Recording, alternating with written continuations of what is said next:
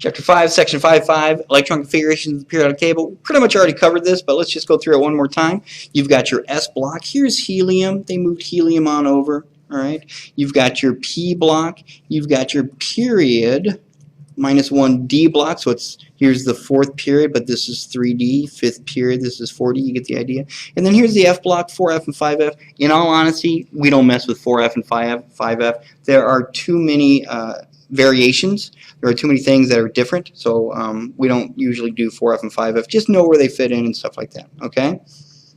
They always fill from lowest to highest energy level, and so we always write our electron configuration from lowest energy level to highest energy level. That is not from inside to outside, but it is from lowest energy level to highest energy level.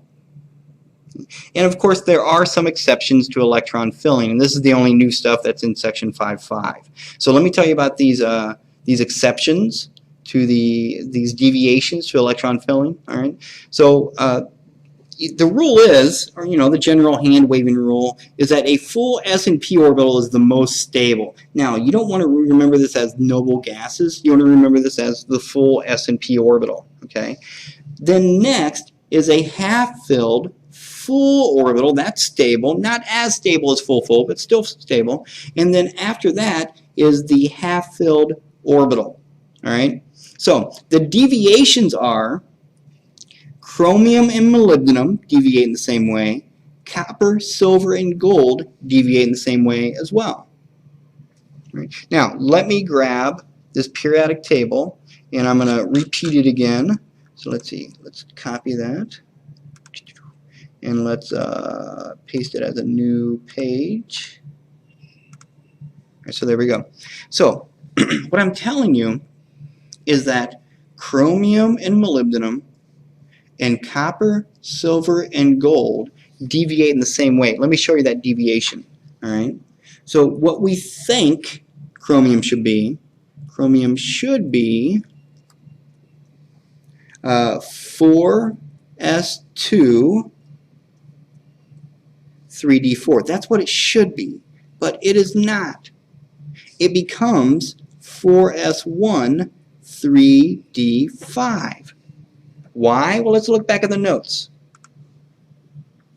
So here's chromium. Okay, again, we think it should be 4s2 3d4, but again, it's not. Why? Because that is less stable than 4s1 3d5. 2 half-filled orbitals, much more stable. Molybdenum does the exact same thing. So if we were to look at molybdenum, right here, it becomes 5s1 4d5.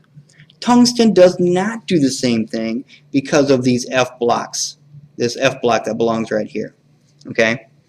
So tungsten is actually normal. Well, quote-unquote normal.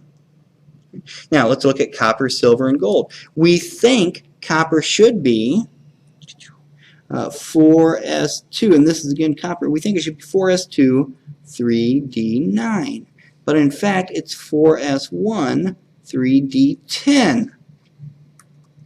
Now let's go back to the notes and figure out why. So here we go. Here is copper.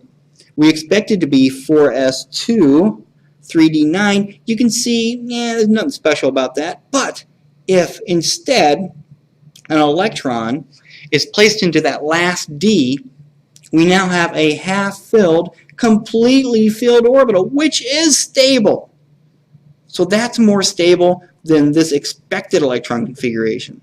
Okay? And to be clear, it never forms this. This is the natural form of copper. All right? So not only copper does that, but also silver and gold. Gold is far enough away from these 4Fs that the deviation does occur. So, deviations.